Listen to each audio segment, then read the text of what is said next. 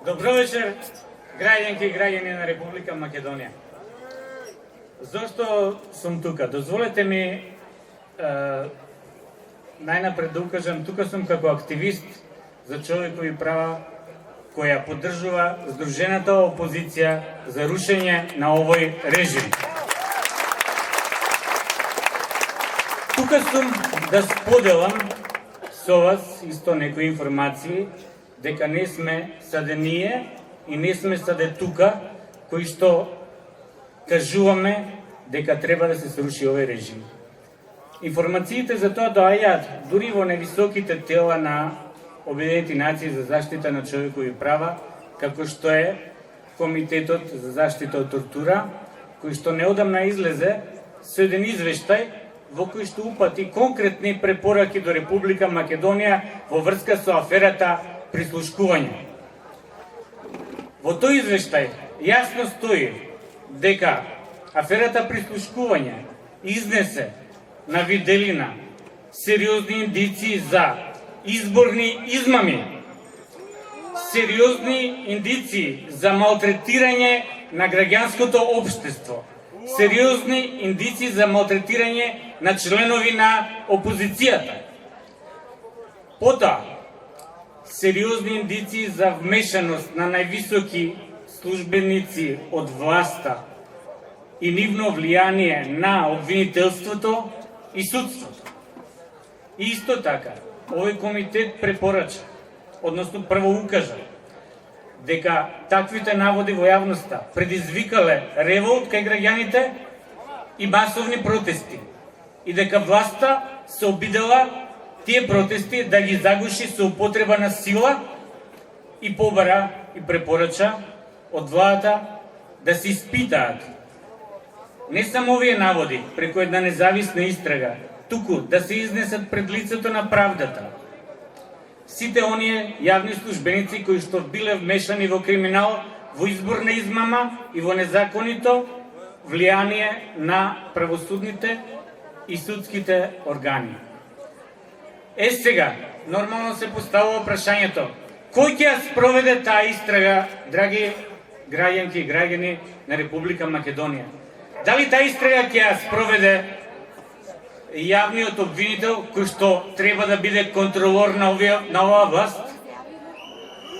Ќе ја спроведе ли јавниот обвинител? Кога што гледаме како, дали јавниот обвинител ќе го контролира поранешниот началник или заедно ќе одат пак на бал со него во Шуто Оризари, заедно со другиот контролор кој што ги контролира медиумите, нели медиумите по дефиниција во едно граѓанско општество, се исто така контролори на власта. На една маса во Шуто Оризари на бал имавме седнат, значи парламентарец, министер, градоначалник на општина, така? И имавме седнато директор на УБК, јавен обвинител и медиумски магнат. На една маса целата клика која што го држи режимот на Груевски. Кој ќе ја спроведе таа истрага? Кој ќе ја контролира власта? Нормално овие прашања логично е да се постават во овој момент. И не ги поставуваме само ние, граѓани и граѓанки на Република Македонија. Тие прашања се поставуваат секаде каде што функционираат основните демократски принципи на поделба на власта и на контрола на власта. И се додека не ги воспоставиме тие принципи на поделба на власта и на контрола на власта, ние не можеме да зборуваме дека во Македонија има услови за фер и слободни избори. Токму затоа ги поддржувам овие барања, кои што не се само барања на партии, туку и барања на многу граѓанки и граѓани на Република Македонија, туку и барања на многу граѓански организации. Барањата не се за тоа кој да дојде на власт. Првенствено барањата е за да се создадат услови за фер и слободни избори. А потоа, кога ќе се создадат тие услови, секоја партија нека си се надпреварува и нека излезе со своја кампања и нека победи на тие фер и слободни избори. Инаку, можам да го скажам следново како активист за човекови права. ние активистите за човекови права секогаш ќе останеме како еден од контролорите на било кој што ќе биде на власт. Исто, јас ја почнав својата кариера како контролор на власта во времето од периодот 2002-2006 и можам да посведочам дека и тога се кршеа човековите права, дека тога се кршеа исто демократските процедури и дека и тога се кршеше Уставот на Република Македонија. Ама дека тоа сега се прави минимум 5 до 10 пати повеќе од оваа клика која што е на власт. И дека во тој период од 2002 до 2006 година не се има случајно такво нешто да бидат исфрлени од собранието како партали избрани пратеници кои што се представници на суверенитетот на граѓаните и да бидат како партали исфрлени со сила новинарите кои што се представници на јавноста во собранието. Такво нешто не се случило.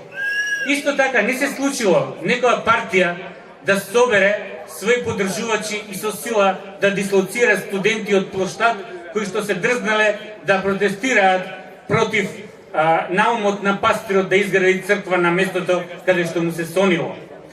Исто така не се случило во тој период некој кој што е поддржувач на било која партија да биде усмртен крвнички на плоштад и тоа убиство да биде прикриено.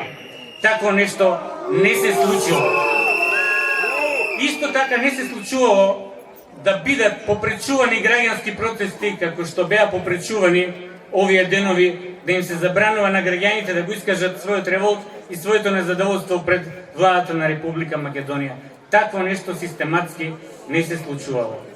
Затоа сум тука и ќе го поддржам било која опција, било кој учесник во овој граѓански фронт кој што ќе ги поддржи овие барања, а тоа се барања за создавање на услови за фер и слободни избори во Македонија и барање за враќање на системот на независност и контрола на власта кој што е основа за почитувањето на човековите права во Република Македонија. Благодарам.